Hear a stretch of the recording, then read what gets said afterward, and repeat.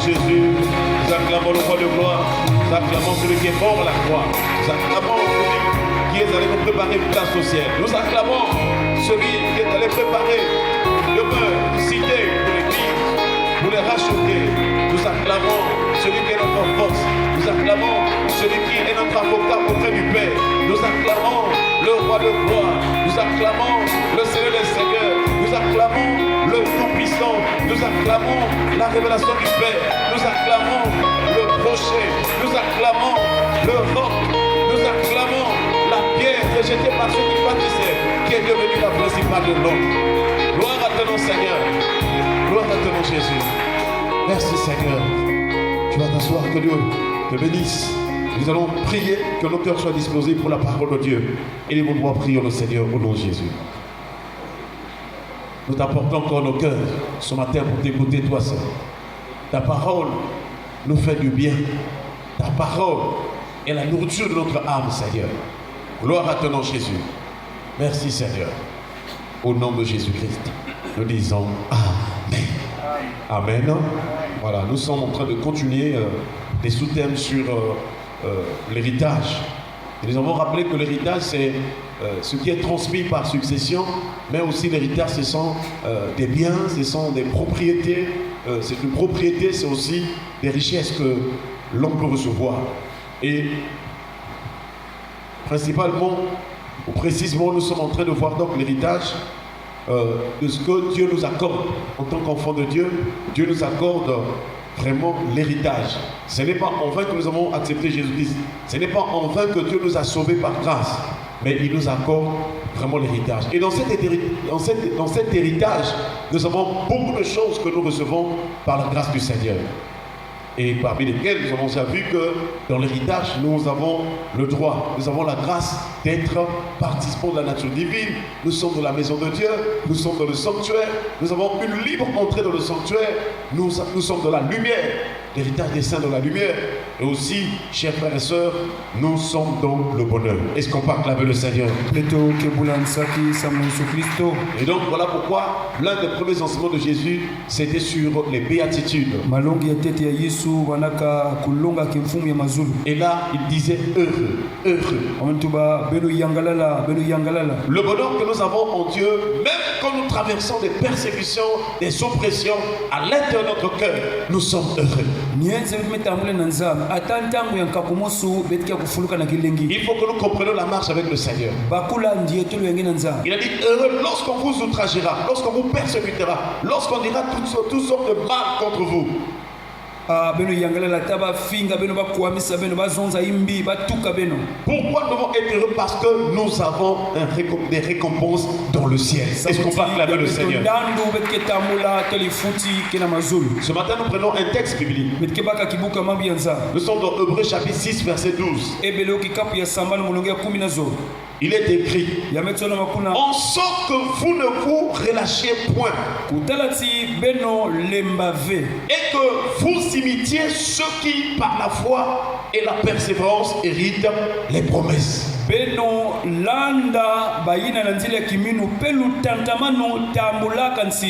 autre élément dans l'héritage que Dieu nous a donné, ce sont les promesses.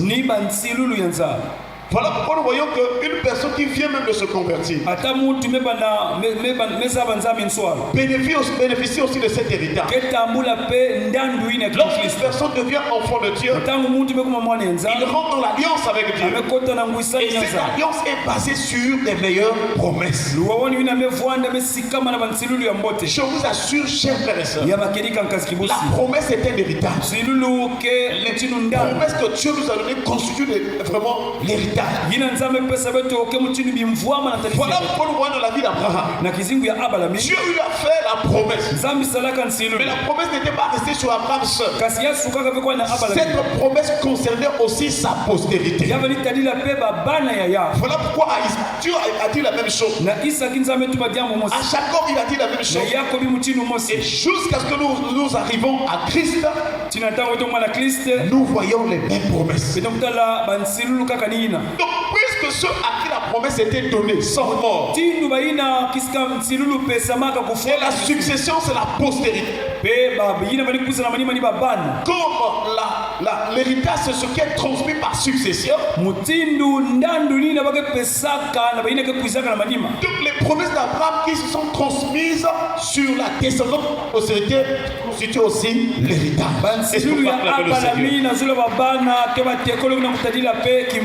Je vous assure, chers frères et sœurs, c'est merveilleux de vivre pour le Seigneur. Et là où tu te trouves, si tu crois en Jésus-Christ comme Seigneur et Sauveur, si tu es fils de Dieu, si tu es fils d'Abraham par la foi en Jésus-Christ, tu as les promesses avec toi. Et c'est un grand héritage. Quand tu marches, tu as les promesses. Mais cet héritage n'est pas comme l'héritage des hommes ou des familles humaines qui peuvent vraiment s'user ou bien se flétrir.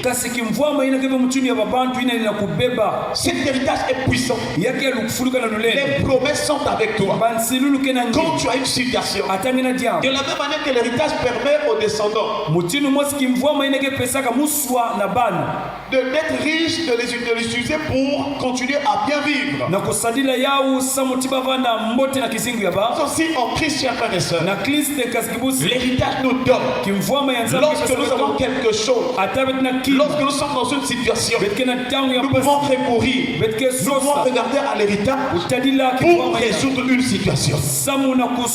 Et quand notre héritage constitue les promesses, lorsque toi te trouves dans une situation, dans un problème, il suffit que tu rappelles, il faut que tu déclares les promesses que le Seigneur a faites en ta faveur.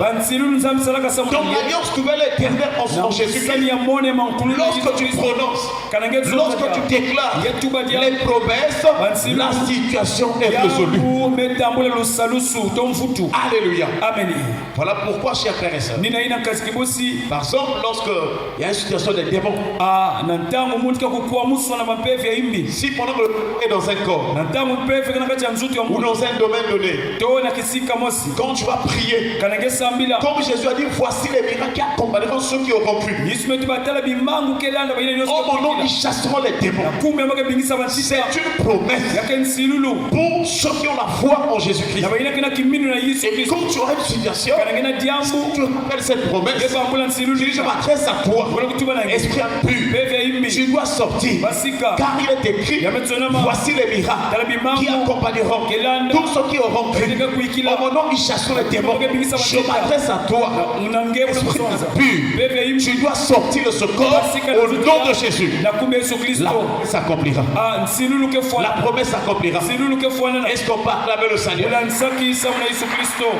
Chers frères et sœurs, Jérémie aussi, Dieu nous donne des promesses. Il dit, vous me prierez et je vous exaucerai. Il dit, invoque-moi et je te répondrai. Donc quand il y a une situation, quand il y a un problème, tu invoques le Seigneur. Il va te répondre. Il va te parler. Parce que Dieu est fidèle dans l'accomplissement des promesses. Et Paul dit aux Romains, celui qui a fait la promesse est fidèle pour l'accomplir. Je voudrais te dire ce matin, si tu as la foi en Jésus, il y a des promesses dans ta vie. Il y a des promesses de bénédiction. Tu ne vis pas au hasard. Tu n'es pas une personne qui vit comme dans le vide. Il y a des grandes choses dans ta vie. Les promesses de l'alliance. Et c'est ainsi que, chers frères et sœurs, si tu rappelles les promesses, si tu cites les promesses avec la foi et la persévérance, tu verras la gloire de Dieu. Alléluia. Amen. Et ce texte que nous venons de lire, la Bible déclare en sorte que vous ne vous relâchez point. Si tu veux vivre cet héritage de promesses s'accomplissant dans ta vie, première chose, tu ne dois jamais te relâcher. N'abandonne pas la prière. N'abandonne pas la méditation de la parole. N'abandonne pas de venir à l'église. Tu dois persévérer. Celui qui se relâche est frère de celui qui détruit. Si tu veux vivre la gloire de Dieu, si tu veux te Dieu te bénisse. Première chose, tu ne dois jamais te relâcher dans la prière. Dans Luc chapitre 18, Jésus donna une parabole. La Bible déclare que Jésus leur donna une autre parabole pour leur montrer qu'il faut toujours prier et ne point se relâcher. Mon frère, ma soeur, je ne sais pas quelles sont les situations que tu traverses. N'abandonne pas. Continue à prier. Il y a un temps de visitation. Il y a une visitation pour toi. Le Seigneur connaît le temps convenant, le temps qu'il a préparé pour te visiter. Mais lui, le Seigneur, il aime la prière. Car Jésus a dit, ma maison sera appelée une maison de prière. Est-ce qu'on va acclamer le Seigneur? Chers frères et sœurs, ne te relâche pas et les promesses s'accompliront dans ta vie. Quelles que soient les déceptions dans ce monde, quelles que soient les injures, les insultes, quel que soit le mépris des hommes, quelle que soit la condition dans laquelle tu te trouves, Dieu est fidèle. Il y a eu des gens qui ont été fondus comme esclaves. Dieu les a bénis. Il a dit à Israël, il a dit à Abraham, je te bénirai. Je rendrai ton nom grand. Et Joseph a expérimenté cela. Il était fondu comme esclave. J'étais injustement en prison. Mais comme il était fils d'Abraham, il est des descendances de ceux qui marchent selon l'esprit, de ceux qui sont fils de la promesse. Malgré les conditions difficiles, la promesse est accomplie. Joseph qui est revenu en Égypte esclave, il n'a pas fini sa vie en esclavage. Il n'a pas fini sa vie dans la servitude. Dieu a accompli la promesse d'Abraham en lui. Dieu a béni. Dieu l'a béni. Dieu a rendu son nom grand. De sorte qu'en Égypte, on ne peut pas faire quoi que ce soit sans d'abord consulter Joseph. Est-ce qu'on va faire? Qu'est-ce que tu es en train de traverser comme situation? Quels sont les problèmes que tu es en train de vivre? Jésus t'aide. Tant que tu vis, il faut avoir l'espoir. Même quand tu mourras, Jésus a dit, quiconque vit et croit en moi vivra même s'il meurt. Il ne mourra jamais. Donc notre espérance en Dieu, nos promesses ne se limitent pas sur cette vie terrestre. Même quand nous quitterons la terre, les promesses continueront à s'accomplir jusqu'à ce que nous soyons au ciel, auprès du Père. Alléluia. Chers frères et sœurs, Jésus a donné des paraboles sur les noces. Voyez-vous, il a donné une parabole sur les noces. Il a dit qu'un roi organisa un festin. Et il a invité les convives qui venaient venir. Bon, nous savons que les noces que nous attendons, ce ne sont pas les noces terrestres ou le festin terrestre. Nous attendons la fête qui est au ciel. Voilà pourquoi dans le chapitre 19, il a dit que les gens étaient dans la joie et dans l'allégresse, car les noces étaient venues et son épouse était préparée, revêtue de fin, elle était préparée. Si tu veux participer aux noces, si la promesse des noces, tu veux que ça s'accomplisse dans ta vie, tu dois avoir le vêtement, l'habit de fête, le fin. Voilà pourquoi Josué le souverain sacrificateur, lui qui avait les vêtements sales, lorsque l'ange l'a vu, il dit ôtez-lui les vêtements sales, ôtez-lui les vêtements sales, revêtez-lui d'habits de fête. Et nous, enfin là, ce sont les hommes justes. Tu dois pratiquer ce qui est juste. Tu dois honorer la parole de Dieu. Tu dois être droit. Hier, nous avons vu que les hommes doivent hériter le bonheur. Et participer aux noces de l'agneau, c'est un grand bonheur. Est-ce qu'on va acclamer le Seigneur? Ne te relâche pas. Ne quitte pas la vie de prière. Même si on te dit que toi tu vas à l'église, rien ne marche. Persévère jusqu'à la fin. Car ceux qui persévèrent obtiennent les promesses. Ils héritent les promesses. Et c'est ce que l'auteur est en train de nous rappeler. En sorte que vous ne vous relâchez point. Et que vous imitiez ceux qui par la foi et la persévérance. Donc, Dieu a permis qu'il y ait des gens qui vivent avant nous dans la foi. Afin que nous puissions suivre leur modèle, leur exemple. De la même manière que nous avons vu que Dieu a béni Abraham, il a béni Isaac, il a béni Jacob, il a béni Joseph, il a béni Moïse, il a béni David. En tout cas, tous les héros de la foi, quelles que soient les conditions dans lesquelles où chacun de se trouvait, Dieu s'est manifesté. Je voudrais te dire ce matin, Dieu agira dans ta vie. Si tu as la foi, si tu persévères, tu verras la gloire de Dieu. Chers frères et sœurs, que le Seigneur nous accorde cette grâce, avoir ce cœur qui persévère dans la foi. Chers frères et sœurs, il y a une persévérance dans la vie qu'on appelle la persévérance sainte.